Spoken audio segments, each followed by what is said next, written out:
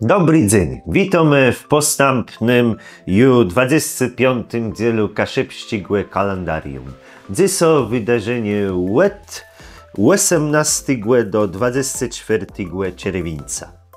19 czerwca 1277 pierwszo domysłno nadczytkały chwyżnie, dziś dzielu gardu Gdyni.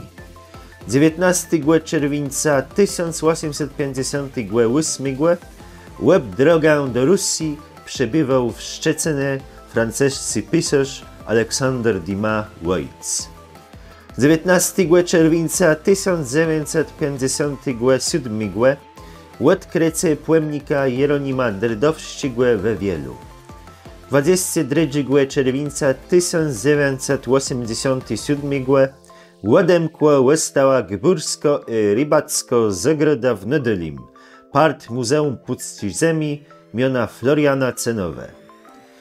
24 czerwca 1734 kapitulacja francuskich wojsków przed Ruskama na Westerplatte podczas wojny Łespytkowizna Polską.